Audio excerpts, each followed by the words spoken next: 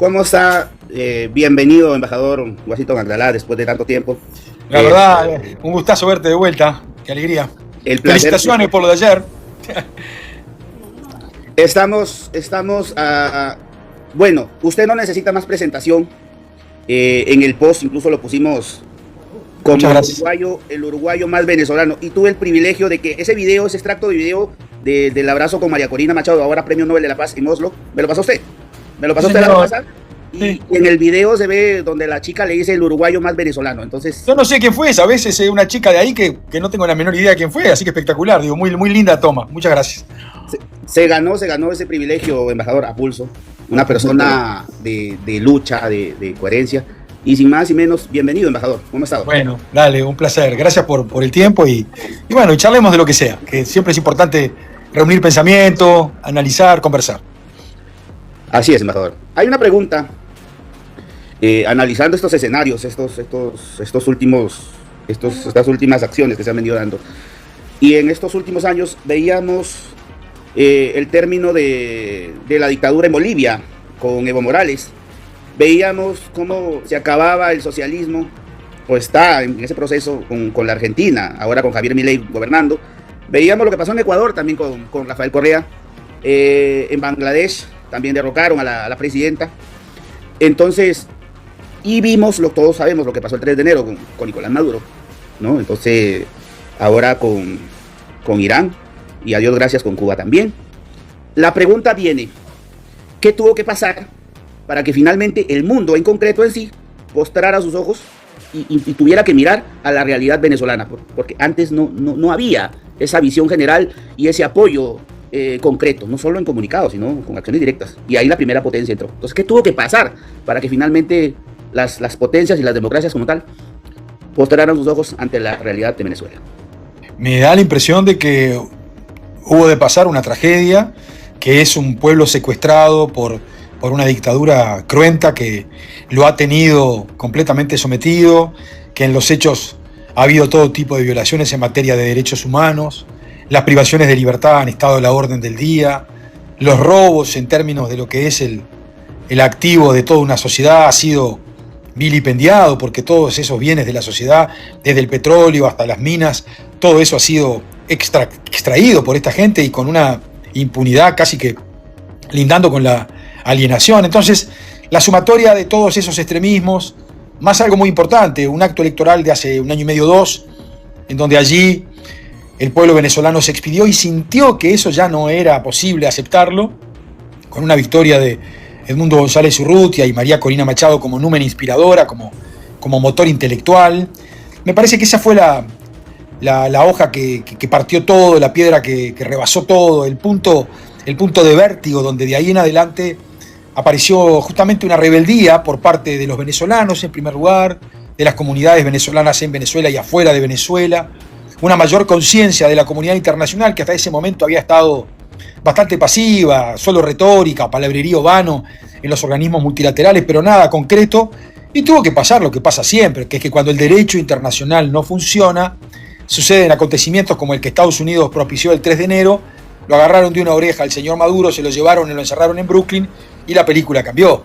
Entonces, estamos en este escenario desde el 3 de enero, generando todos una expectativa, ahora con más ansiedad, porque también todos entendemos que el recorrido es iniciático, es el principio, pero no va a la velocidad que aspiramos, y bueno, parte de los diálogos y de la presión que hay que ejercer en todos lados es lograr que Estados Unidos entienda que la velocidad de democratización de Venezuela tiene que ir mucho más rápido, porque la gente en Venezuela está desesperada por una mejor calidad de vida, por una dignidad que hoy no está teniendo, y que este régimen ad hoc, esta dictadura tutelada, todavía no lo sabe hacer y no lo va a saber hacer. Usted lo planteó así, en una dictadura tutelada. Ya vamos para eso. Yo no quería dejar de preguntarle qué sintió Washington Agdalá al recibir ese abrazo del ahora Premio Nobel de la Paz en Oslo, Noruega, de la propia María Corina Machado. ¿Qué se sintió en ese momento? Y sobre todo, sentir el calor de los venezolanos ahí. Bueno, yo me emociono mucho con todos los venezolanos porque es una causa que la siento mía, no me resulta una causa en la que me involucro de manera distante. Creo que en algún punto perdí la mesura, porque ya está, es una causa en la que yo estoy completamente involucrado. Esa mujer me parece que es una mujer de un liderazgo monumental, le tengo una enorme admiración. Es poca la gente, sabés que en el mundo de hoy te genera entusiasmo, motivación. Es un mundo de bastante dificultad para creer en personas, para creer en individuos, para creer en lo que haya.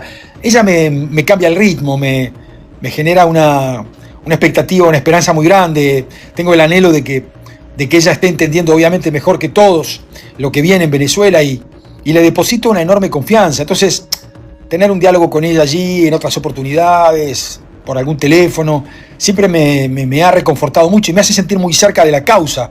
Y te repito, no es una causa que me resulte distante, o sea, estoy completamente embebido en la misma, la sigo 24/24 y tengo necesidad de que el proceso venezolano reenganche hacia la democracia para poder desconectar y decir, bueno, hasta acá llegué, ya está, esto se cumplió y habrá que tomar una cerveza y comer algún tequeño, punto, es eso, ¿no? Arepas, embajador, no se olvide. Arepas, también son ricas. Yo soy más de los pequeños con guayaba.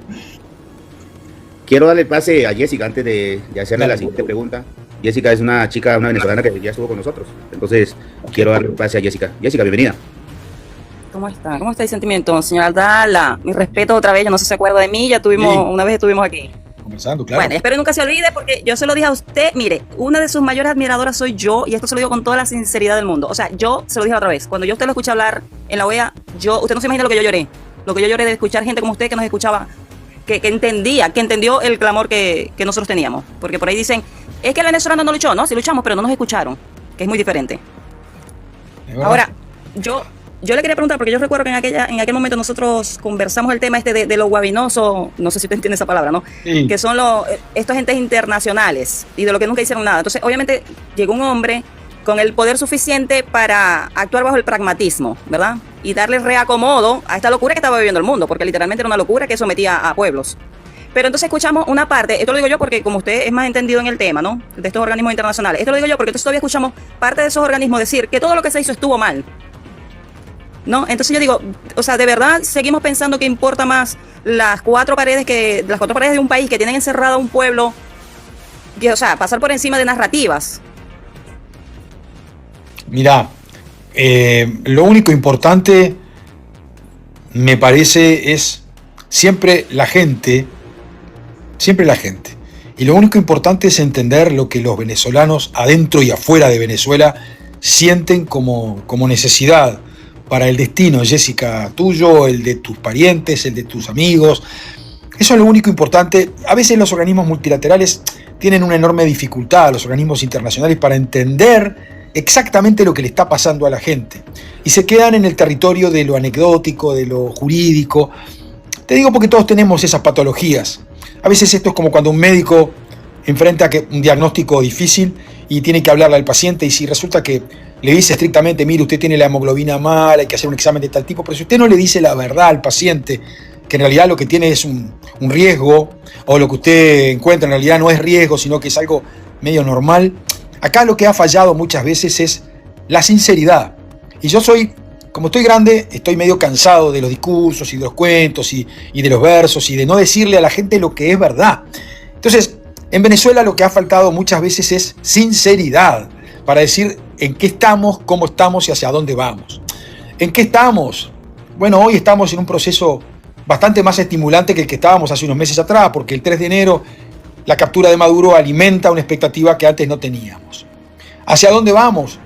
Tiene que ser un proceso democratizador, todavía no es lo suficientemente democratizador, porque sigue habiendo gente privada de libertad, presos políticos, una democracia que no termina por aparecer, y una élite, un grupo de gente que está hoy en la dictadura ad hoc, que está apadrinada por Estados Unidos, pero no termina por abrir las compuertas de la libertad dentro de Venezuela.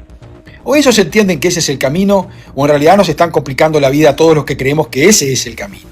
Probablemente Estados Unidos revise en los próximos días, semanas, luego que el territorio temático de Irán decaiga, se serene, probablemente, y vuelva al Caribe a poner atención a lo que está pasando en Venezuela y en alguna otra área de la región. Yo soy muy optimista siempre, pero creo que el optimismo se construye, Jessica, se milita, se habla, se persuade, se grita, se exaspera, se verbaliza. Y hay que decirle a Estados Unidos que hay dos rutas imprescindibles.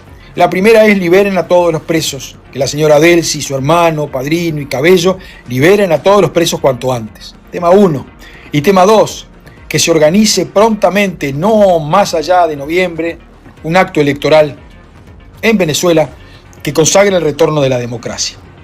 En esas dos líneas es que uno puede decir simultáneamente la economía de Venezuela tiene que ir caminando para generar mejor calidad de vida para la propia gente, pero lo va a terminar haciendo la democracia. Yo no le creo a Delcy, no le creo a su hermano, no le creo a Cabello, no le creo que tengan ninguna sensibilidad por la Venezuela de hoy. Creo que están actuando por sus intereses, por sus objetivos, por su sobrevivencia, y no están pensando con generosidad, con sentido magnánimo, porque ayer eran los mismos delincuentes, criminales y asesinos que estaban orbitando alrededor de Nicolás Maduro, y hoy se han transformado en beatos ciudadanos que tienen preocupación. No lo creo. Son los mismos de ayer, solo que hoy están más ordenados, más cautelosos, más miedosos de lo que el gobierno de los Estados Unidos puede hacer con ellos. Y esa es la única verdad.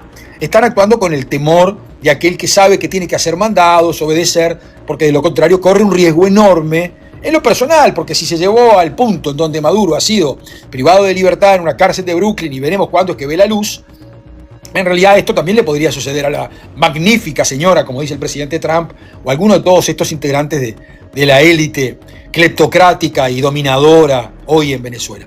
Vuelvo a repetir, tenemos que manejarnos con mucha persistencia los que creemos en la democracia. Tenemos que fortificar el camino para que María Corina Machado tenga esa pista balizada con andariveles para que pueda aterrizar y pueda encontrar el recorrido del acto electoral en donde la ciudadanía venezolana la van a ungir como, obviamente, la primera espada del país. Eso no, nadie tiene dudas. Después de la encuesta de ayer o de anteayer, es evidente que ella cuenta con el 80, 75, 85% de apoyo de ese país. Es la única persona que está en condiciones de conducir eso. Ahí hubo una lectura de los Estados Unidos inicial un poco cojitranca. A esta altura yo creo que ya ellos han ido entendiendo que lo imprescindible del rol protagónico de María Corina Machado es enorme y que efectivamente esto no es una expresión de deseos ni una militancia. Yo no soy militante de nada, soy solamente un ex embajador que mira con sentido muy constructivo el futuro de Venezuela, sintiendo que necesita un proceso democratizador. Y si no tiene a la cabeza a alguien con autoridad y con moral suficiente, vuelvo a repetir, autoridad política investida por la ciudadanía y moral suficiente, acorde a sus valores, nada de esto tiene la dictadura, entonces no se va a poder recorrer el futuro. El futuro y el presente están siempre confundidos, Jessica. Siempre son momentos, estamos en el presente pero estamos construyendo el futuro. El pasado ya fue. Entonces se trata de que el presente y el futuro tengan una buena aventura, una oportunidad para los venezolanos. No la van a tener con Delcy, no la van a tener con la familia Rodríguez, enquistada en un odio, en una efervescencia del pasado, en un sentido de la mínima sobrevivencia. No la van a tener con ellos. La van a tener con un elenco que va a tener que abrir su alma hacia un momento distinto de reconciliación nacional. Un momento donde la justicia vuelva a resplandecer en Venezuela y donde el sentido por lograr armar un país que sea nuevamente respetado como lo fue en algún momento, sea la estrella del sur a guiar todos los caminos. Esto parece fácil decirlo, es de una enorme complejidad. Los países en general, cuando están en estas marañas autocráticas, dictatoriales, de la oscuridad de la democracia, realmente tienen momentos en donde se permite encontrar la salida, pero hay que buscarlos, hay que presionarlos, hay que empujarlos y hay que inventarlos. Y eso la ciudadanía venezolana de adentro y de afuera de Venezuela tiene mucho para dar. Cuidándola, cuidando a todos, protegiéndose, porque ya más sangre venezolana ya no es necesaria, nunca fue necesaria y nunca debió haber ocurrido. Por ahí. Embajador, antes que de verdad escucharlo a usted es un placer por la forma como se expresa hacia la causa venezolana, y por eso es que la comunidad lo aprecia mucho a usted. Siempre las intervenciones suyas son bien recibidas. Ahora, ¿cómo se le hace entender al venezolano en general que quiere un cambio? Lo que pasó el 3 de enero fue un mensaje claro e inequívoco que la libertad llegaba.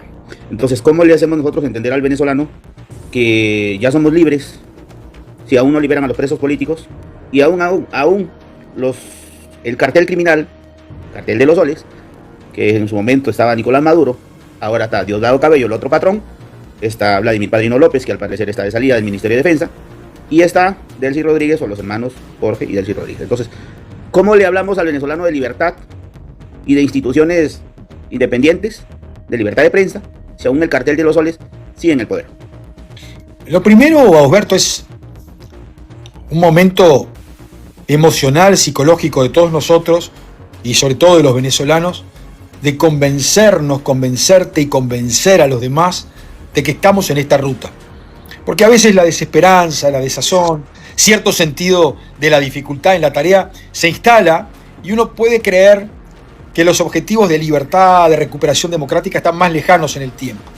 Lo primero es convencerse a uno mismo que desde el pequeño o gran territorio en el que uno está, desde el trabajo, el espacio estudiantil, el espacio laboral, la oficina, la esquina, la calle, donde se esté, uno es un constructor de libertad.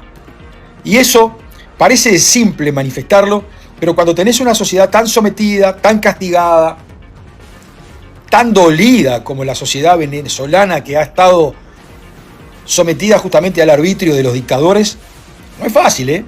Es muy sencillo declamarlo por parte de ciudadano como yo, que está lejos, que vive en un país democrático, pero adentro de Caracas, adentro de Mérida, no es tan fácil. Entonces, lo primero es respetar a aquellos que están en el territorio, sabiendo que la están pasando mal. Lo segundo es decirles que a pesar de que tenemos esa conciencia, sabemos que ellos son los que están pivoteando, empujando el rol más importante, porque los de afuera obviamente podemos levantar la voz, podemos criticar, podemos enojarnos, pero los que están adentro se juegan mucho todavía. Pelean por sus hijos, que están privados de libertad, pelean por sus hermanos, que todavía siguen privados de libertad, pelean por sus abogados, como tantos que están privados de libertad, con cosas instaladas en las piernas. A ver, Guanipa salió, pero Franklin está a medias, ¿no? O sea, en realidad es todo parcial. La amnistía es un gran invento, que en realidad va para unos y no va para otros. Toda una mentira. O sea, tenemos que insistir en el planeta, convencer al presidente Trump, a Marco Rubio, que el reclamo primigenio, necesario, inmediato de ahora es: liberen a todos los presos políticos. Repitámoslo, liberen a todos los presos políticos. Una vez que está consagrada esa plataforma y se avanza sobre ella, bueno, viene todo lo otro. Viene todo lo otro, que es la secuencia, el armado del acto electoral, e ir pensando cómo recuperar la economía. La economía seguramente se va a recuperar cuando el Estado de Derecho funcione y los inversores, el capitalismo que anda por el mundo, ponga atención de que ahí puede ir a invertir porque no lo van a robar. Porque en los hechos, el capitalismo, que es básicamente la inversión que puede inyectarse a los países por parte de poderosos que tienen resto económico como para sacar adelante emprendimientos, lo hacen cuando creen que hay rentabilidad. No vienen a hacer caridad. No les importamos nada, ni vos, ni yo, ni Jessica. Les importa estrictamente los países cuando pueden instalar negocios y eventualmente generar una dinámica de productividad, de competitividad. Ese es el capitalismo. No hace regalías, no existe otra cosa. Y tenemos que ser muy inteligentes para tener en el poder en Venezuela, cuando se pueda rápidamente, gente que cuide de que esas inversiones capitalistas tampoco sean depredatorias, porque tampoco se trata de que el país, con tal de recuperar la democracia, se abra de manera infantil, ingenua a la inyección de capital y quede expoliado, depredado. A ver, salimos de Guatemala y vamos a Guatepeor. No se trata de eso. Se trata justamente de montar los resguardos para que demócratas como María Corina y su elenco puedan tener la posibilidad de aceptar esas inyecciones de inversión de capital para mover la economía, generar fuentes de trabajo y generar un punto en donde la calidad de vida mejore y donde los bolívares no se lo traiga la inflación y la gente no se muera de hambre. Las democracias con gente inteligente logran eso. El mundo tiene 20, 25 democracias ejemplares que son ejemplo de eso. No estoy inventando nada, te estoy diciendo que perfectamente Venezuela puede ponerse a tiro de campana. Alguien hubiera creído que la Argentina, sometida a un kirchnerismo, a un cristinismo delincuencial, bárbaro, criminal en el sentido emocional de la palabra, pero criminal en lo delictivo, en lo corrupto, iba a tener estas migas con los Estados Unidos, iba a tener este apalancamiento y que iba a ser una sociedad que, por ejemplo, no tiene hoy problema con los hidrocarburos, va a tener poco problema con el gas y va a ser un país que está al borde de salir de una situación muy difícil. Y alguien, si me hubiera dicho a mí hace 2 o 3 años, yo hubiera dicho: la Argentina está condenada a vivir en el infierno. Y no, porque los argentinos tienen hoy un presidente que está encolumnado en alguna forma con el presidente americano, ha generado una construcción de entendimientos al respecto y tiene una chance. Venezuela, que es potencialmente un país más próximo a Estados Unidos, con más entendimiento con Estados Unidos, con una economía vinculada a los hidrocarburos, con minería, con otro tipo de posibilidades turísticas descomunales. Venezuela está en condiciones de hacer un salto cuántico, un salto cualitativo hacia la prosperidad. Y todavía con 8 millones de venezolanos que están afuera, que están tocando timbre, muchos de ellos para volver, para reingresar a sus divisas, para poner una inyección de capital en su propio país. Así que no sé si siempre es necesaria la inyección exógena del mundo, capaz que hasta hay una inyección de propias divisas venezolanas que están en el territorio planetario que pueden volver a dar un empujón grande a ese país. Venezuela está en condiciones de ser brillante, de resplandecer en el continente y tiene que hacerlo. Y en eso tenemos que convencer a Estados Unidos de que los pasos son distintos a los que se están planteando. Son más rápidos, son más firmes, son más concretos, son vinculados a un acto electoral, son una intervención del Consejo Nacional Electoral. Hay que montar expertos para que esa democracia funcione en una instancia electoral prontamente y hay que dar vuelta al codo, saltar el Rubicón y entrar de lleno en la democracia. Eso es lo que hay que hacer.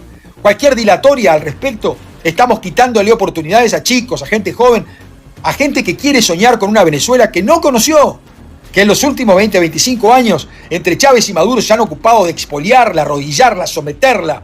Un escándalo de humillación para un país, un escándalo de humillación. Bueno, ahora hay una oportunidad monumental para dar este salto cuántico. Hay que hacerlo. Hay que convencerse primero uno de que esto es posible. Esto es como en el deporte. Usted no puede competir un juego olímpico si usted no está convencido que está entre los 8, 10, 12 mejores del mundo. Venezuela acaba de ganar esta final de béisbol planetaria. Bueno, porque los chicos se convencieron de que lo podían hacer y que podían ganar. Esto es igual. El grado de convicción, de consustanciación, de compenetración en lo filosófico, en lo económico, en lo político, en lo deportivo, siempre es enorme. Hay un vector de convicción que se te tiene que instalar en la mente para poder arrollar el presente y conquistar el futuro. Ese es el único camino.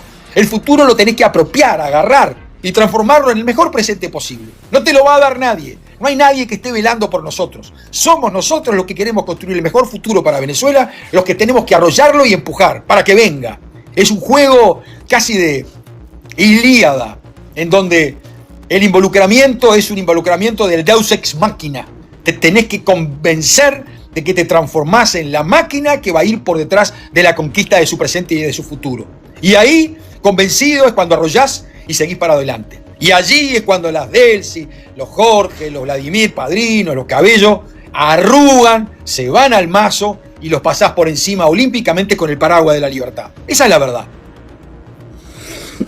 Escucharlo a ustedes dándonos estas explicaciones, estas conclusiones de verdad son muy fructíferas.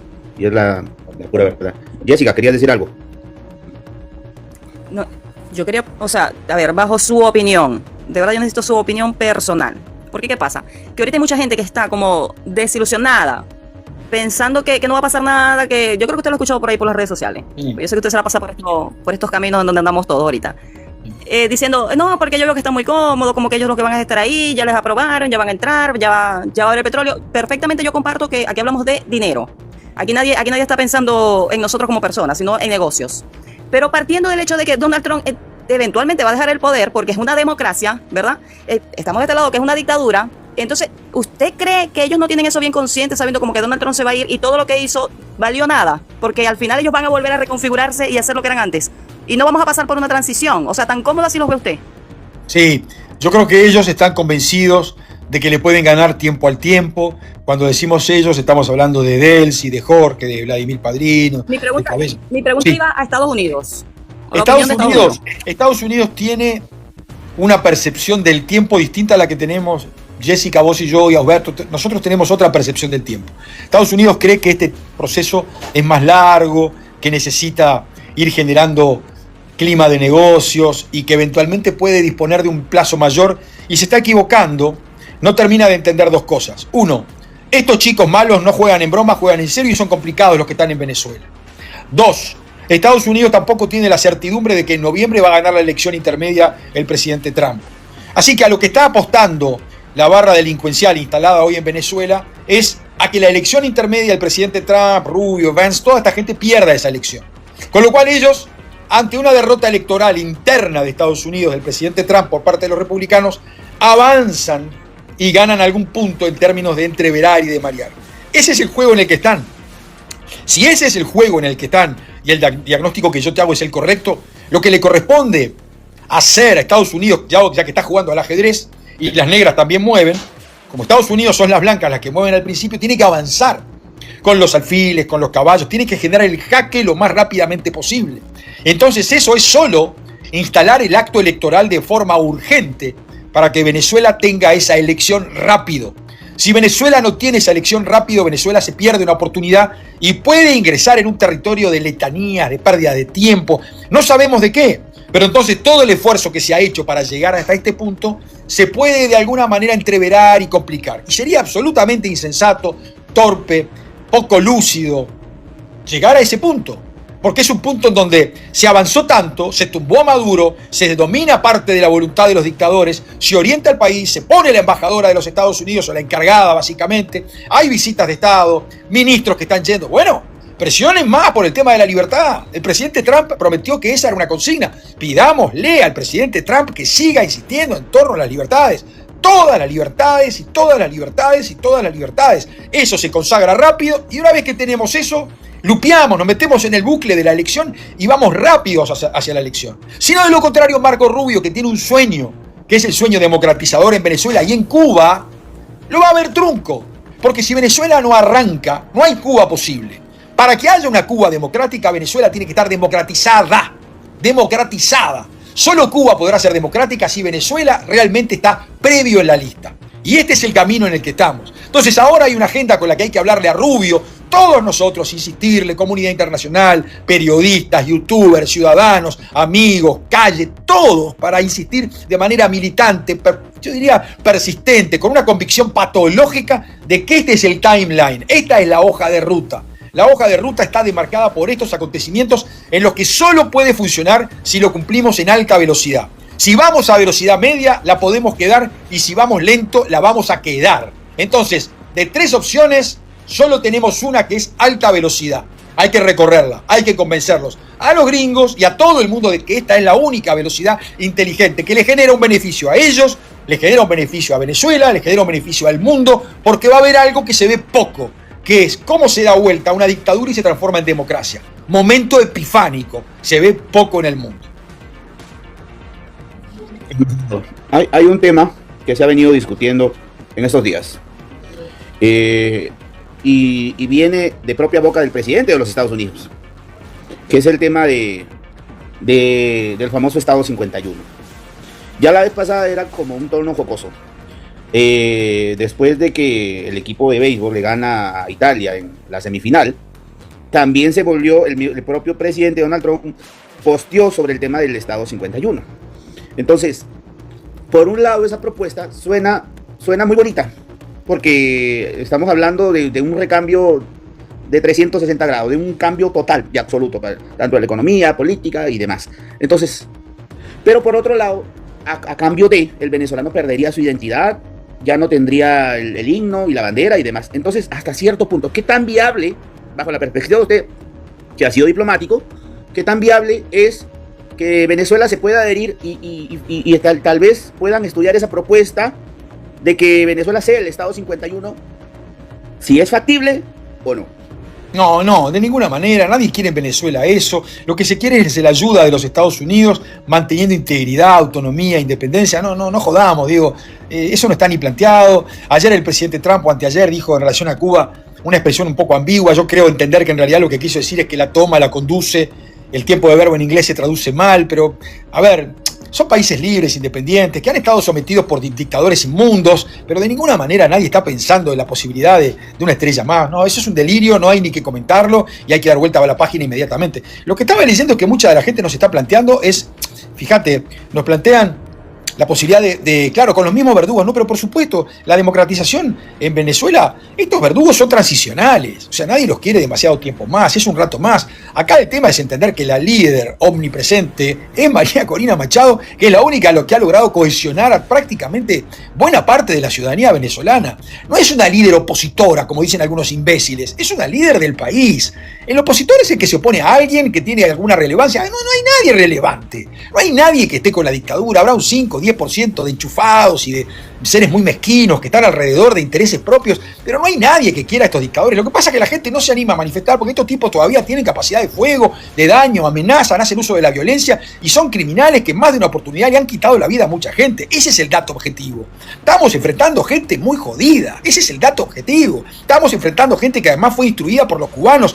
Venezuela cubanizada al mango. Hubo que hacer lo que hubo que hacer cuando se ingresó para extraer al señor Maduro y los que estaban alrededor eran cubanos. O sea, un delirio casi que de novela de García Márquez, pero no es nada ficcional, esto es todo real. Es lo que hemos vivido a lo largo de mucho tiempo, porque los cubanos no hacen muchas cosas bien, los del gobierno, pero se infiltran bien, juegan a los espías bien, atentan contra la seguridad de manera bien, porque son especialistas en eso. Han estado décadas conspirando, trabajando en esto, se han especializado y es lo único que hacen bien. Porque el país lo tiene muerto de hambre, el país está esclavizado. ¿Y qué es lo que han hecho bien? Bueno, han tenido una infiltración feroz en Venezuela con los métodos de seguridad y el SEBIN y yo qué sé cuántas cosas más.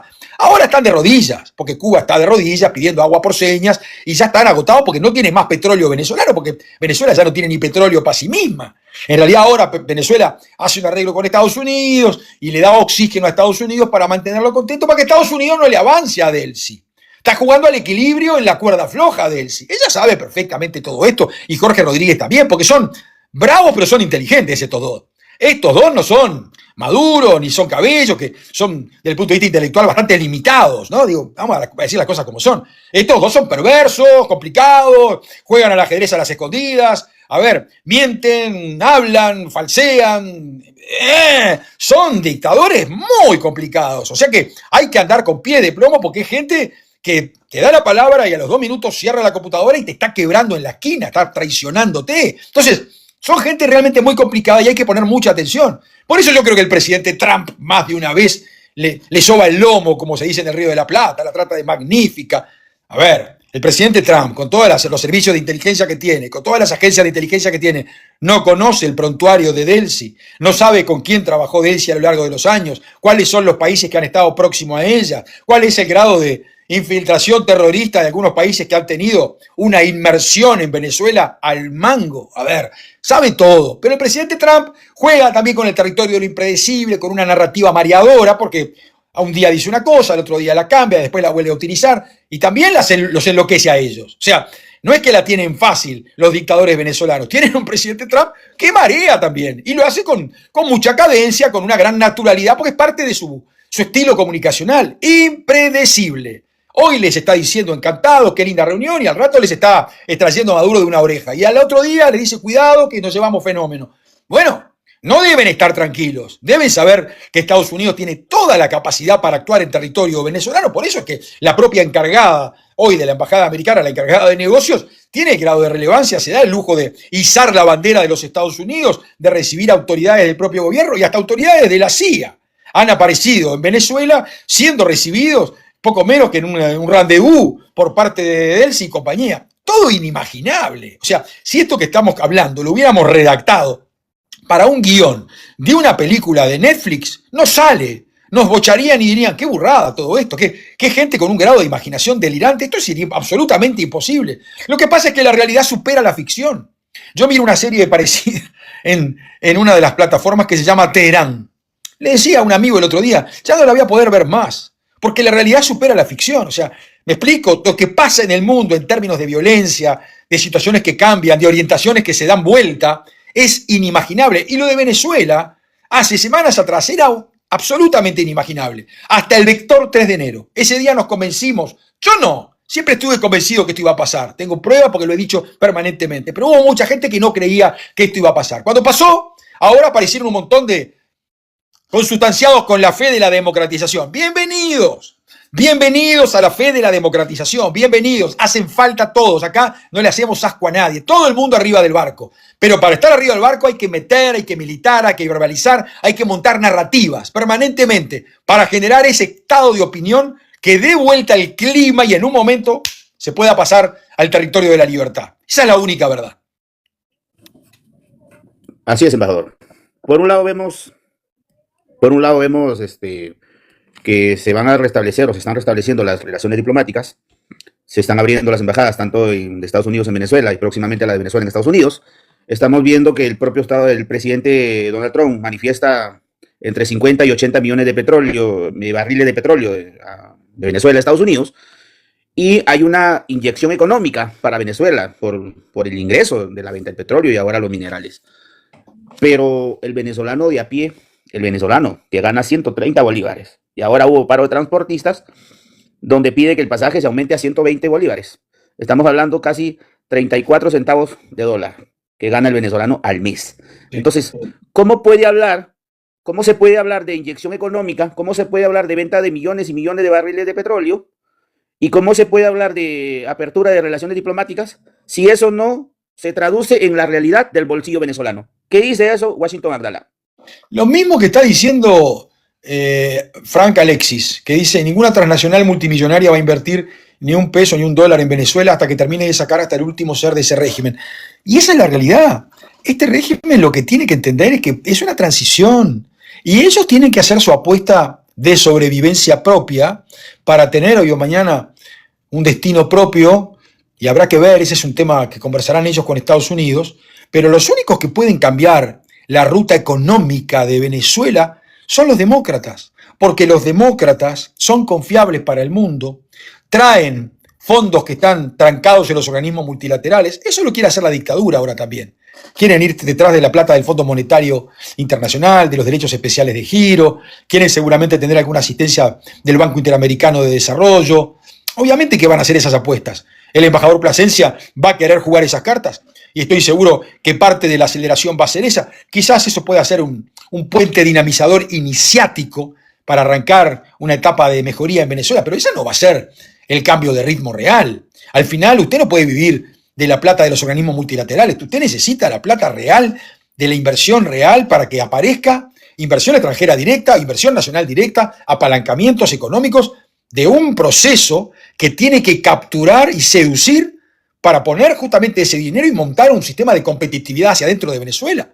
Esa es la única realidad. Todo lo demás es un cuento chino. Nos estamos haciendo un cuento chino. O sea, y además todavía con el riesgo de que esos dineros de los organismos multilaterales de crédito, administrados por estos sátrapas, que ya tienen un montón de antecedentes de haber decomisado, comillas, dineros de los venezolanos para sus propios intereses, da toda la impresión de que habría de tener una especie de auditoría interna, una supervisación permanente.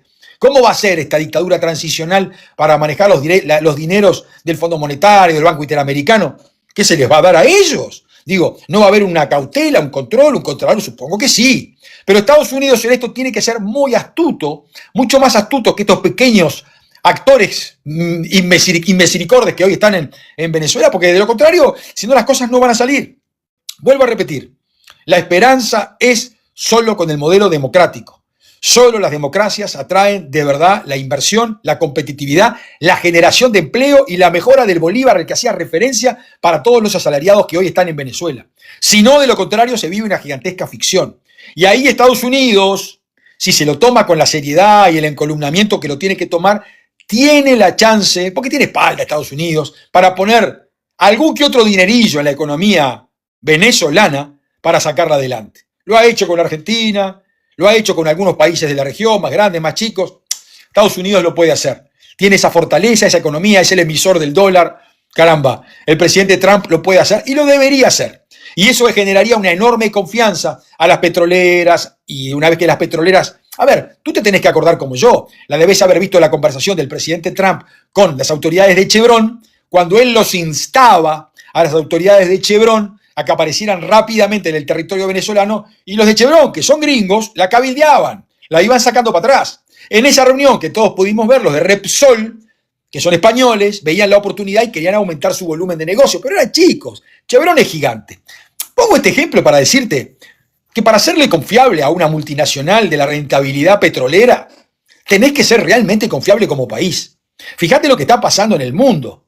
Hoy el estrecho de Hormuz complica al 20% del petróleo planetario, pero más que nada el que circula en dirección hacia la China e India, que sale del Golfo Pérsico. Estados Unidos, si bien tiene una afectación en el precio de su petróleo, la tiene por expectativas, pero no por autoabastecimiento, porque Estados Unidos tiene capacidad de autoabastecimiento interno. Entonces, en este mundo donde tenés que estar velando por todo, a toda hora y en todo momento, lo inteligente con Venezuela es recorrer el camino democratizador, sacar el acto electoral antes de octubre, noviembre de este año y dar el salto hacia un proceso de crecimiento cualitativo exponencial que solo lo pueden hacer los demócratas. Esa es la única realidad. Eso es lo que tenemos que estar todos nosotros de manera militante y convenciendo a los venezolanos que la única manera de robustecerles el bolívar va a ser por este lado. De lo contrario, va a seguir siendo una moneda flaca, débil y con poca capacidad para dar un mínimo de calidad de vida a un pueblo que a esta altura no tiene por qué vivir en la indignidad, en la pobreza y en la humillación. Esa es la realidad. Darle paso a Jessica porque quería hacer una pregunta. Quería abusar del tiempo de usted, embajador. Si nos puede regalar, sería mucho abusar si nos puede regalar media hora más de su tiempo. Dale, con mucho gusto. Jessica, tú querías hacer una pregunta, adelante. Sí, y de hecho en concordancia con, o dándole seguimiento a esto que se está hablando, ¿verdad?, de las transnacionales. Yo no sé si usted vio una publicación que salió que dicen se filtró, pero yo creo que nosotros sabemos ya que ese se filtró, queremos que se filtre. De este representante de Chevron, que de hecho se dice que él fue el que alentó a que este fuera el plan, a que el plan fuera con Delcy Rodríguez para la transición. O sea, viene de la misma petrolera. ¿Cuál es su opinión de eso? Yo tengo la misma versión que vos, la leí, me preocupé, me enojé y me dolió. Porque si Chevron cree ingenuamente que el mejor negocio lo puede hacer con la dictadura es porque no entiende a Venezuela. Y si no entiende a Venezuela estamos en un lío, porque es una de las empresas petroleras y gasolineras más grandes del mundo. Así que es muy importante que esta gente que está en el territorio de los negocios multinacionales, con una gran capacidad de repercusión hacia el mercado interno norteamericano, con amigos en las proximidades del presidente Trump, entiendan que por ese camino se están equivocando. Se están equivocando porque te vuelvo a repetir, cuando tú miras los países que les ha ido bien en el tema petrolero, excepto algunos que tienen una herencia petrolera como los del Golfo Pérsico, todos los otros que han sacado adelante sus países, como Noruega, son países en donde las democracias, la capacidad de montar fondos soberanos, la capacidad de entender que tener un recurso de esta naturaleza en la matriz energética actual hoy del mundo, todavía es un activo descomunal. El mundo va hacia otras orientaciones en materia de matriz energética, está yendo a las economías sustentables, se está apelando al territorio hidráulico, al territorio solar, pero todavía sigue siendo el petróleo el fuerte para la matriz energética planetaria. Quiere decir que para entender esto hay que entenderlo cómo se hacen los negocios de manera inteligente y de qué forma. Y se hacen con demócratas. Los demócratas son los únicos que te dan la garantía de que el contrato que vas a suscribir dentro de un Estado de Derecho va a ser respetado. Porque lo va a respetar un demócrata porque va a tener una justicia independiente que sabe que hoy o mañana puede haber un reclamo y puede haber sanciones jurídicas, comerciales y penales. A ver, si se incumple en el territorio del negocio energético, puede haber, si hay una democracia, sanciones de ese tipo. Si hay una dictadura, no tenés ante quién quejarte.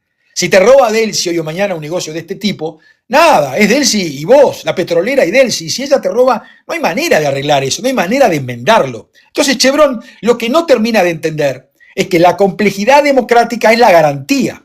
La complejidad de las democracias, la separación de poderes, el Estado democrático, el poder judicial, el poder legislativo, esta separación de Montesquieu básica, los poderes funcionando como pesos y contrapesos, que los Estados Unidos le copiaron y que por este año se cumplen 250 años de la democracia norteamericana, fue al influjo de pensamiento jurídico en calidad democrática con una separación de poderes. Y Montesquieu ahí fue parte, el número inspirador de ese proyecto. Bueno, a ver, una justicia independiente en Venezuela le va a augurar y asegurar hoy o mañana a Chevron, a Repsol, a la compañía petrolera que sea, la posibilidad de que cualquier reclamo, cualquier no cumplimiento por parte del Estado venezolano, de PDVSA, va a tener una garantía en un territorio que hoy no tiene, Hacer negocios con las dictaduras es hacer negocios con el infierno. Usted los hace hoy, es pan para hoy y hambre para mañana, porque usted no sabe cómo continúa, cómo se perpetúa, cuál es la garantía democrática de ese contrato que tiene que estar munido de elementos que le sirvan a todos. En primer lugar, al pueblo venezolano, porque acá está actuando en nombre del pueblo venezolano una señora que no es representante del pueblo. Entonces se está comprometiendo materia prima, commodities de una nación que la nación no ha discutido. Dato 1, imprescindible. Dato 2, en las democracias estas cosas no son así. Cuando usted llega a un acuerdo con un representante del Estado, el representante del Estado lo somete al Parlamento, hay todo un debate y obviamente que las garantías cuando se producen son garantías reales, son garantías verdaderas, tienen capacidad de hacer efectivo el cumplimiento de lo que es un contrato. Un contrato es la puesta en voluntad de dos partes que establecen una concordancia sobre algo que los romanos decían, el do ut des. Yo te doy para que tú me des y tú me das para que yo te dé. Es una especie de intercambio, era el histórico trueque del derecho romano, que hoy en el mundo contemporáneo se hace con materias primas, con productos y con compensaciones económicas. Pero no ha cambiado nada. Hace 2000 y pico de años que estamos en el mismo formato jurídico. Ese formato jurídico del derecho romano que consagra acuerdos y contratos entre las partes, en los hechos, lo que sucede es que para que eso se cumpla, usted necesita garantías. Y usted no le va a creer a un dictador. ¿Quién le creería a Nerón que estaba loco incendiando Roma? No, le creeríamos a Marco Tulio Cicerón, que era una voz responsable, inteligente, estoica, ¿verdad? Comprometer la palabra del otro implica que usted tiene la representatividad, que usted es legal y legítimo. Nada de eso lo tiene Delcy. Nada, ni legal, ni legítima, ni querida. Nada, no es un drama. Entonces, esto que vemos nosotros, que lo razonamos, que lo desmenuzamos, lo sabe Estados Unidos. Sabe perfectamente. Lo que pasa es que hay que esclarecer, hay que hablar, hay que ilustrar, hay que demostrar y hay que garantir.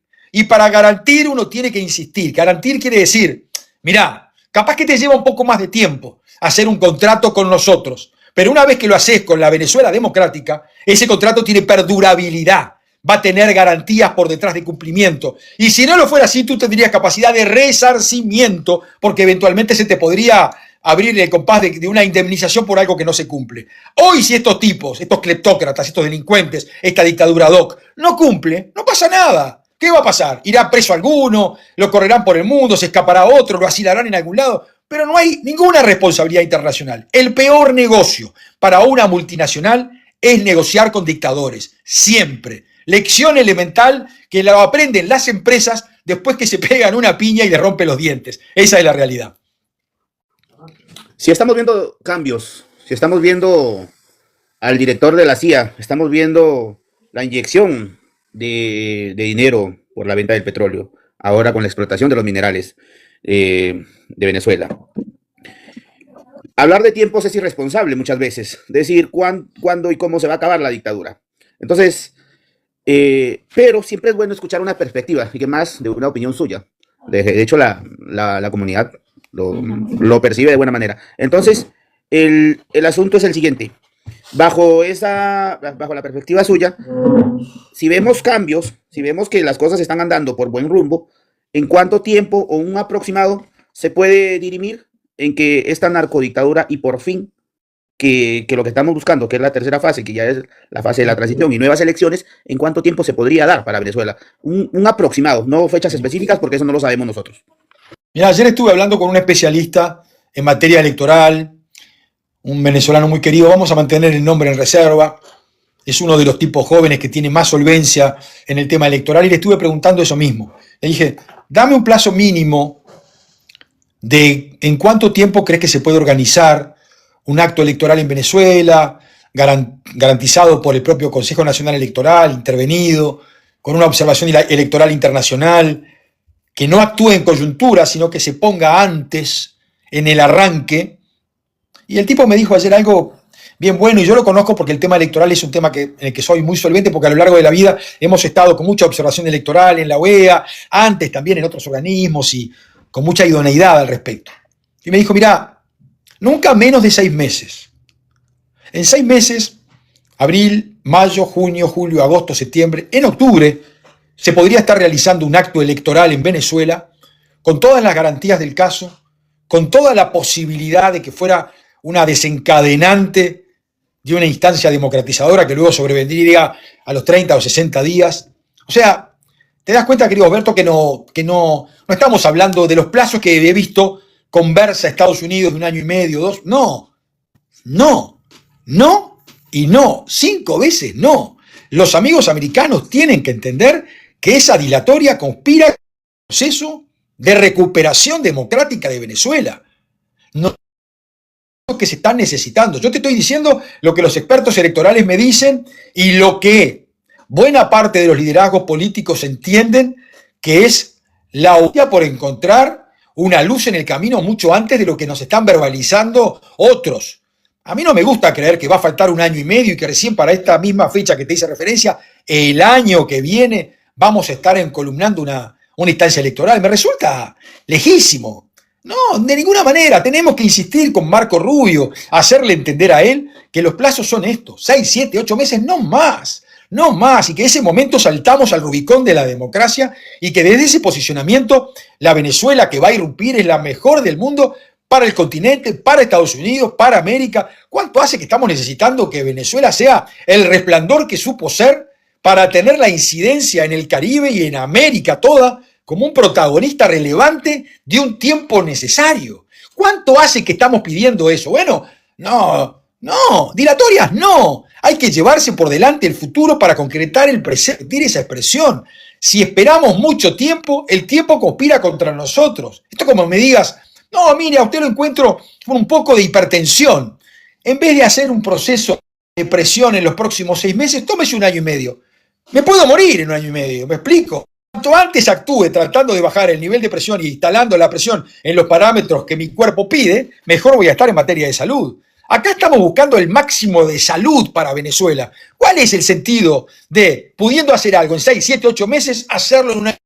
No tiene lógica. Es absolutamente absurdo. A menos que haya intereses que yo desconozca y que creo que si los hay, tampoco corresponde que existan. Si los hay, tampoco corresponde que existan. Por eso, predicar, insistir, militar, esto de la fecha y de la apertura y del reconocimiento de una instancia electoral, de un acto electoral en los próximos 7, 8 meses, es imprescindible. Me dirán algunos en Venezuela, ay, me tienen podrido.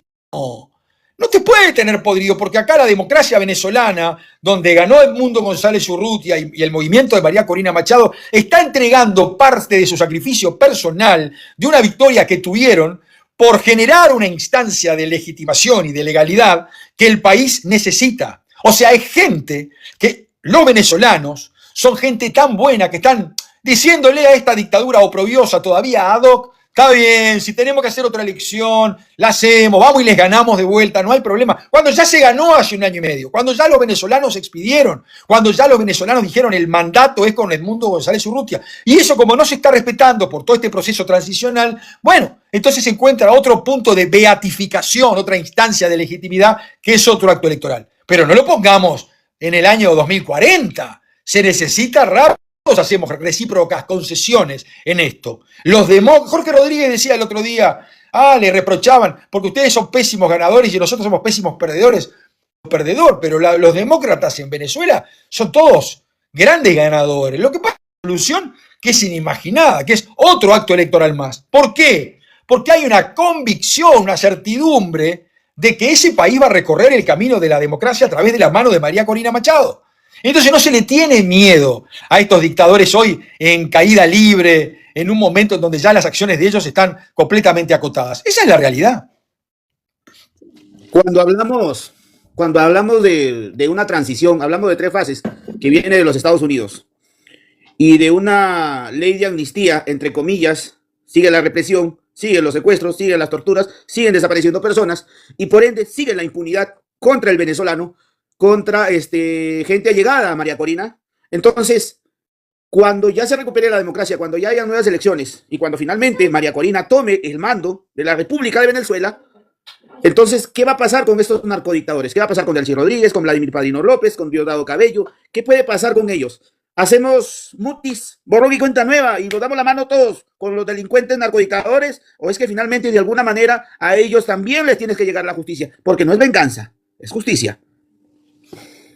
Sí, es justicia y es muy probable que a esa altura del campeonato uno espera que la Corte Penal Internacional, alguna carta en el asunto, actúe con más celeridad. Tamara Sujo ahí está implementando un expediente en forma monumental. El propio exsecretario de la OEA, Luis Almagro, también armó toda una carpeta en torno a pruebas, declaraciones, testimonios que han ido a parar a la Corte Penal Internacional. Y yo no creo que los delitos de lesa humanidad puedan eliminar de la faz de la tierra y que estos tengan la capacidad de evadir el llamado de la justicia. Lo que es probable es que van a poner dilatorias, que pueden llegar a estar en algún país que les dé refugio o asilo, capaz que algún país no suscriptor del Tratado de Roma, que es el que viabiliza, le da el brazo tendido a la Corte Penal Internacional. No sé si me estoy haciendo entender bien, pueden parar en algún país en donde eventualmente tuvieran capacidad de estar encriptados. Ese es un riesgo que se corre, es un dato de la realidad, no te puedo asegurar nada. Estoy seguro que el mundo va a estar muy enojado, pero no te puedo dar certidumbres de lo que desconozco, porque ahí ya me excede completamente. Lo que quiero creer es que lo que me resulta imprescindible es el recorrido rápido posible, lo más allanado posible, lo más cierto posible hacia la recuperación democrática en Venezuela. Y es evidente que esta gente va a querer negociar parte de su futuro. No lo van a hacer con los demócratas en Venezuela, porque los demócratas en Venezuela saben lo que tienen que hacer. Probablemente lo hagan con el patrón del circo que ha estado hasta ahora funcionando, lo digo de manera metafórica, alegórica. El papel de los Estados Unidos es un papel orientador, conductor en esta etapa transicional.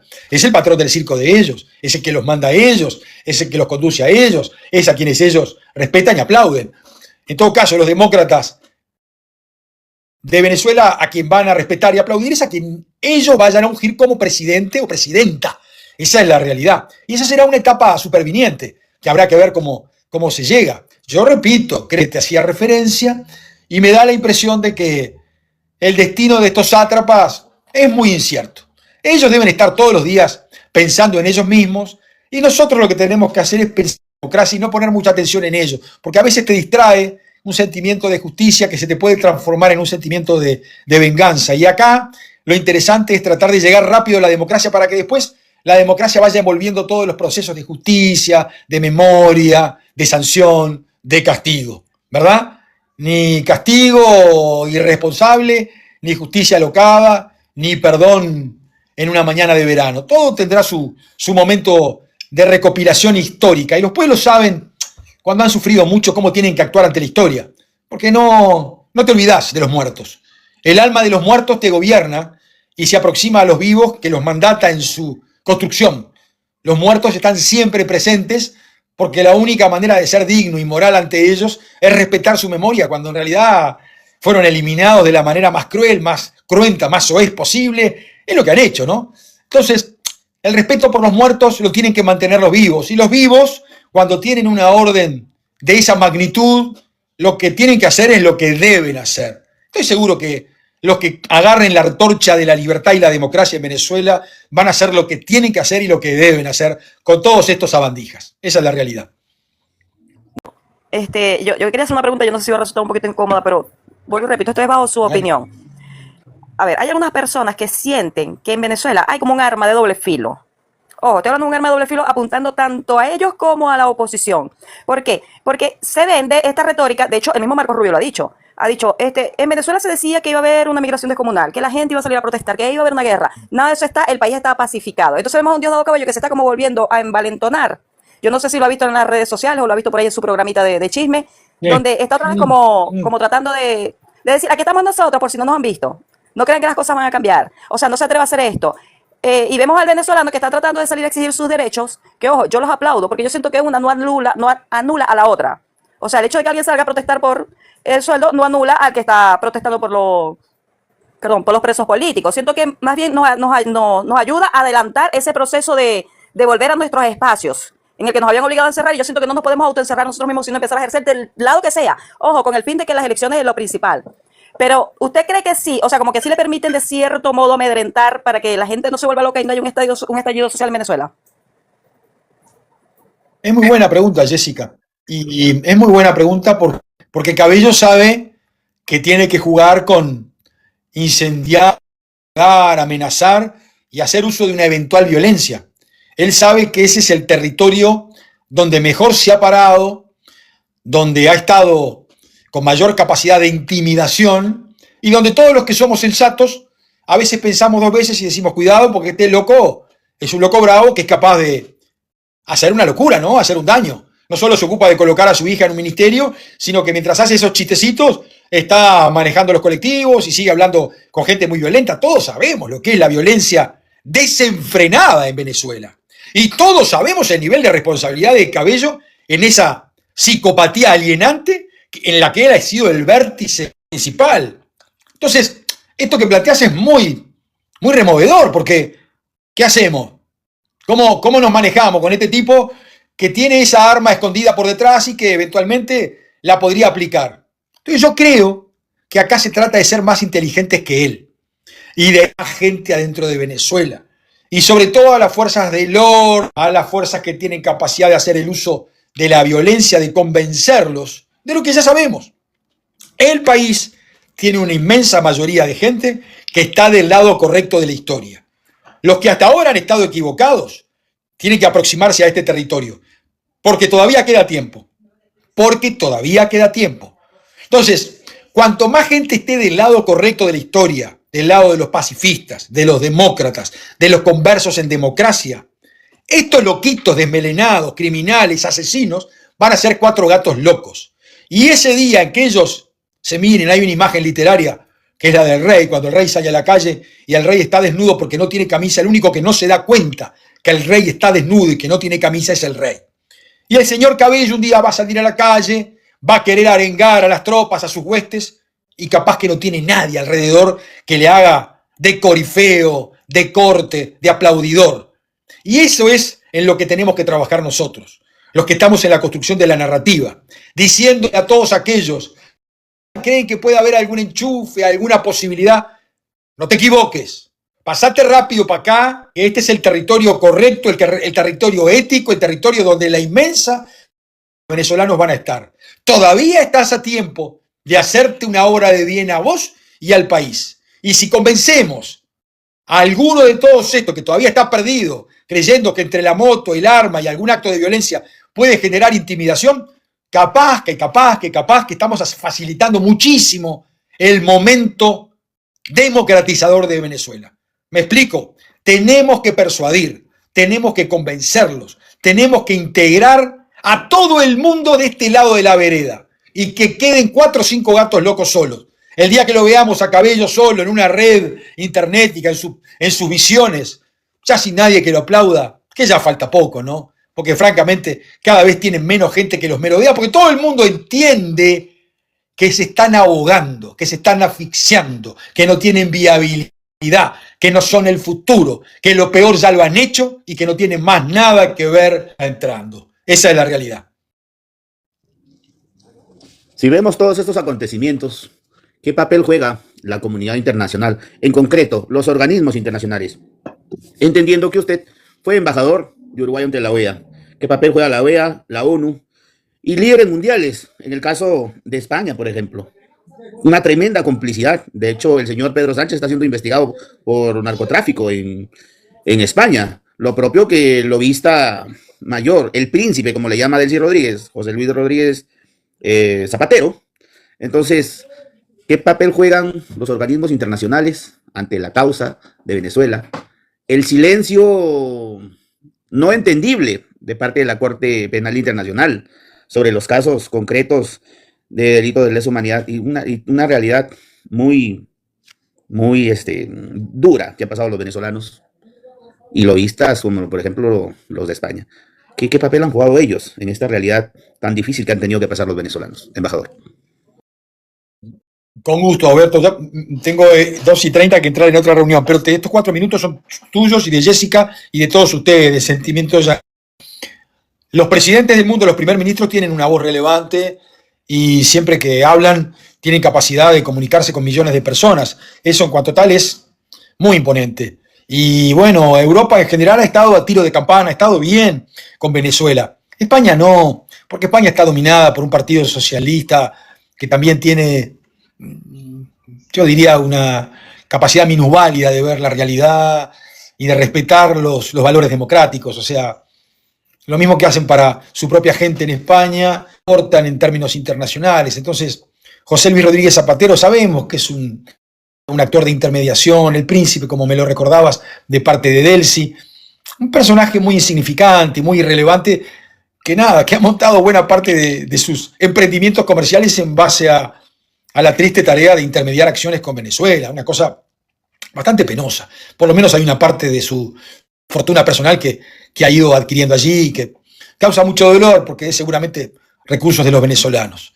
Los organismos multilaterales ocupan un rol en un mundo donde el derecho internacional va muy atrasado, de retaguardia. Tenés que encontrar líderes adentro de los organismos internacionales que tengan secretarios generales que tengan capacidad de empujar, y eso no siempre se ve, o protagonistas que tengan la vocación de tomar riesgos, eso no siempre se ve. Tú en Naciones Unidas es un actor bastante deslucido, con poca capacidad de monitorear y empujar temas que tengan relevancia y que asuman riesgos. Digo, siempre van por detrás de la segura, jugando en una especie de territorio donde técnica les gana y por detrás de ese asunto técnico se resguardan y se encriptan. Yo no tengo demasiada confianza en los organismos multilaterales cuando en realidad las narrativas son flacas, son débiles, son poco comprometidas. O sea, en un mundo donde pide compromiso, los organismos multilaterales no lo asumen. Así que Cortito, no soy algo demasiado expectante. cortito Dime. para poderlo despedir, embajador. Gracias por el enorme Dale. tiempo, gracias por el discurso, por estas conclusiones tan ecuánimes que usted nos ha dado en esta comunidad, en estas plataformas alternas y medios de comunicación del pueblo y para el pueblo, que tanto se menciona. Entonces, esto es para ellos. Entonces, dos cosas cortitas ya para irnos despidiendo. Hicieron una pregunta: ¿qué opina sobre el nombramiento del primo de Hugo Chávez en la presidencia de Citgo? Y finalmente, palabras finales de Washington Abdalá para esa comunidad venezolana urgida y ansiosa de un sueldo digno, de libertad, de instituciones autónomas, que regrese María Corina y por ende la recuperación absoluta y total de la democracia venezolana. Adelante, embajador. Dos cosas. Primero, coincidir contigo, estas plataformas son populares. Es el pueblo el que está acá, no es la gente. Qué lindo que es eso. Qué lindo que no necesitamos un medio de comunicación que nos conceda la posibilidad de una onda. Me fascina, te lo agradezco. No tengo palabras de agradecimiento porque hablamos directamente con la gente, nos comunicamos en tiempo real, en tiempo diferido. Estos archivos quedan, la gente puede pensar. Es de una belleza descomunal y es un tiempo donde estos instrumentos antes no lo teníamos. Segundo, el nombramiento del pariente de Chávez demuestra el grado de irresponsabilidad del régimen. O sea, sigue pensando con cabeza de cleptocracia delincuencial, de pequeña élite que tiene que beneficiar a sus bigotes, a sus familiares. Eso te da la pauta de que esta gente no está madura para la transición y que por eso hay que sacarlos rápidos en un acto electoral. Y tercero, a mis hermanos venezolanos, a mis amigos venezolanos, vamos a seguir para adelante con esto con toda la fuerza del mundo, con todo el entusiasmo y la convicción que realmente se puede. Acá es ahora o nunca. Este es el año en donde tenemos que avanzar y encontrar el camino del oxígeno de la libertad. Y para eso hay que recorrerlo a tambor batiente, entusiasmados, convencidos que la economía de los venezolanos va a mejorar si democratizamos el país. Y desde ese lugar los sueldos tienen que rendir mucho más y la calidad de vida de la gente va a tener que ser otra. La dignidad no es una palabra para leerla en los diccionarios, es una palabra para vivirla en el día a día, en el credo cotidiano de la gente. Ese es el único camino en el que tenemos que estar. Te mando un abrazo grande, te quiero mucho, agradezco siempre la oportunidad que me das de conversar y contá conmigo para lo que sea. Igual a Jessica. Con ustedes el uruguayo más venezolano, el embajador de Uruguay ante la OEA, Washington Abdalá. Muchas gracias, embajador. Ahí lo bajo. Gracias. Como ya lo escucharon al ex embajador de Uruguay ante la OEA, Washington Abdalá, sus intervenciones muy directas. No sé si alguien quiere subir, conversamos un rato o voy cerrando el programa. Jessica, tus impresiones sobre la intervención del embajador, ¿qué te pareció? Dios mío, primero pedí disculpas que me caí, perdón. Me imagino que lo explicaste. Estaba tan entretenido escuchándolo, pero supo entender. Ah, ok. No, bueno, ahí son sus opiniones. Obviamente son importantes porque él es una persona conocedora de la política y sobre todo la política internacional, ¿no? Pero bueno, partiendo del hecho de que Venezuela es algo muy, muy atípico, como él mismo lo dijo, y yo creo que es algo que todos sabemos. Si Netflix trata de hacer esto en una película antes de que suceda la vida real, todo el mundo hubiese dicho que era... O sea, estás loco, no puedes tener una imaginación tan grande. Pero bien, excelente, como siempre. Si por ahí está escuchando todavía, yo de verdad ese señor lo súper, hiper, mega admiro. Entonces, nuevamente, gracias por estar aquí. Próximamente van a haber nuevos invitados.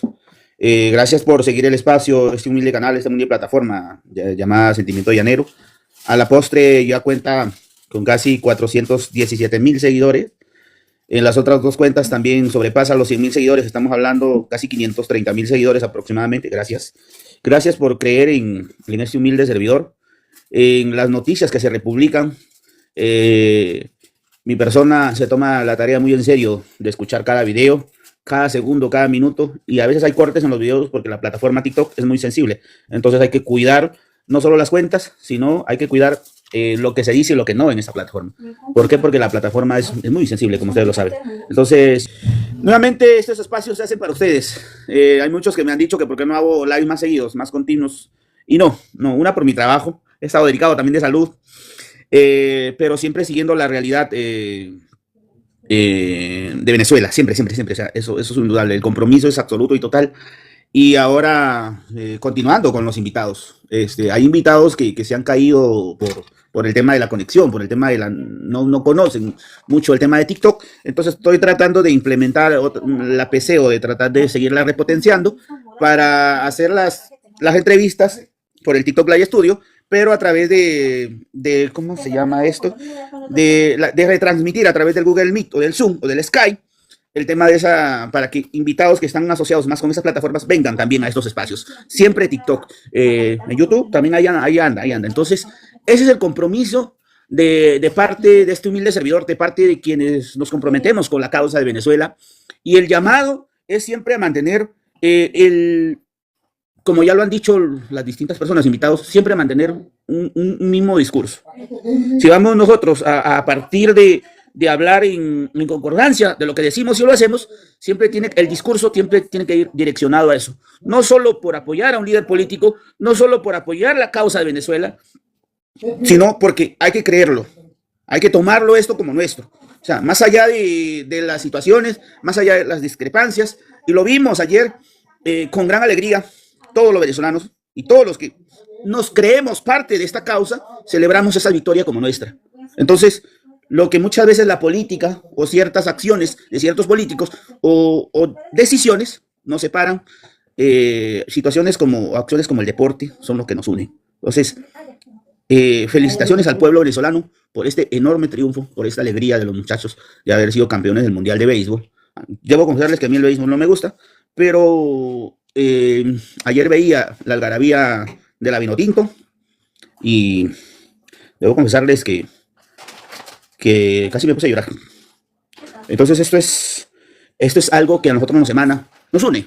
Entonces partamos de construir hacia adelante el futuro para los que vienen, porque ya nosotros estamos de pasada, ya nosotros estamos, como decía mi difunto padre, nosotros estamos ya como aves de paso. Los que vienen en adelante son los que van a disfrutar, y que esto quede en testimonio de todo lo que lo dimos, de todo lo que dieron los nuestros, y por aquellos de que ya no van a volver jamás con nosotros, para todos ellos también esta lucha de la recuperación total de la libertad plena y absoluta de Venezuela parte y queda en los venezolanos y en aquellos que ya no están con nosotros. Memoria y gloria en las alturas para nuestros héroes, para el teniente Ronald Ojeda, para Óscar Pérez, para las miles de personas que cruzaron esa selva infernal llamada Selva del Darién, para aquellas personas que fueron reprimidas con la peor crueldad por este sistema narcocriminal que aún están en el poder. Para todos ellos es esta lucha. Y nuevamente gracias por seguir este espacio, Sentimiento Llanero. Y pues puta, ya me emocioné demasiado. Pero es muy emocionante el ver cómo ha crecido este espacio en tan poco tiempo. Y el ver cómo el venezolano me adoptó como uno más. Entonces el compromiso mío, hasta el día en que mis ojos cierren, va a ser siempre con esta causa. No aspiro a ningún cargo político, no aspiro a cargos en el gobierno, etcétera, etcétera. La información siempre va a estar direccionada a informar con la verdad, a informar sobre la causa de Venezuela, a la coherencia, y pasarán los años y siempre el discurso, la narrativa será el mismo, y sobre todo, alguien quería subir, creo que yo voy. Gracias Johan, gracias Cami, gracias Yurema, a todos los que estuvieron aquí. Entonces, ese es el compromiso con esta causa. No se trata de que todos nos pongamos a pensar igual, porque no lo somos. Cada cabeza es un mundo y por ende, cada persona tenemos una forma diferente de pensar. Yo, a mi entender, todo se basa en el argumento. Yo no puedo hablar un discurso, no puedo mencionar algo si no tengo yo un argumento válido. Y para mí el argumento válido es conocer la realidad de lo que se vive. En Perú, yo soy peruano, en Perú pasamos una situación muy similar y aún la seguimos pasando. De hecho, ya están hablando de volver a cambiar al presidente. una persona nefasta, por cierto, el que está ahí. Pero en fin, es la decisión de mis paisanos. Y yo apoyé muchos años una ideología política y me dije entre sí no volver a participar en la política de mi país. No porque no me quiera involucrar en la realidad de lo que sucede en mi país, simplemente porque yo ya leí mucho. Y casi me voy preso por eso. Estuve casi como 8 meses escondido en las sombras por propios consejos que me daban a mí, que no me exponga. Y así, no lo hice. Entonces yo dije que entre sí yo ya no participo en la política de mi país. Apoyé mucho a una persona a la cual quiero, respeto y admiro, y está postulando por 4ª vez a la presidencia, pero con mucha pena puedo decir que ella nunca va a gobernar. Me refiero a Keiko Fujimori, yo sé que a muchos le cae agua, pero ella nunca va a ser presidenta de Perú. Nunca lo va a hacer. Hay muchos detractores detrás de ella, y hay mucha gente que está con ella, y sin embargo, traicionaron la causa. Y por muchas razones, por ingenua tal vez, pero ella nunca va a ser presidenta de Perú. Entonces, estoy evocado en esta causa, en lo que suceda con nuestros hermanos cubanos, y muy de cerca, lo que suceda con la causa de Nicaragua también, que ya están comenzando a liberar presos políticos. Entonces, ese es el compromiso de parte de la comunidad internacional. Ese es el compromiso de este humilde servidor para ustedes. Nuevamente, gracias por escucharme. Gracias por venir a estos espacios. Gracias por cada like que dejan en las publicaciones, por los comentarios, por los compartidos, por las visualizaciones. Esto no se trata tampoco de generar polémica. Esto se trata de informar de forma objetiva, coherente, hacia un pueblo que tanto sufrió. Ya no queremos que eso suceda. Queremos reencontrarnos, tal vez convivir, incluso con aquellos que piensan distinto. Pero que eso no se torne en que va a haber reencuentro sin justicia. No es venganza. Esto no es venganza. Esto es justicia. Y nuevamente, la lucha, ya con esto finalizo. La lucha va a ser porque se logre liberar a Venezuela de esta narcodictadura, que haya una libertad plena, que se liberen a todos los presos políticos, seguir escuchando los testimonios de los familiares de los presos políticos y seguir siempre las directrices de quien lidera toda esta gesta, futura presidenta de Venezuela, María Corina Machado, de todos los líderes, del líder nacional Juan Pablo Guanipa. Y desde aquí, este espacio, todos ustedes tienen una ventana para que se puedan expresar.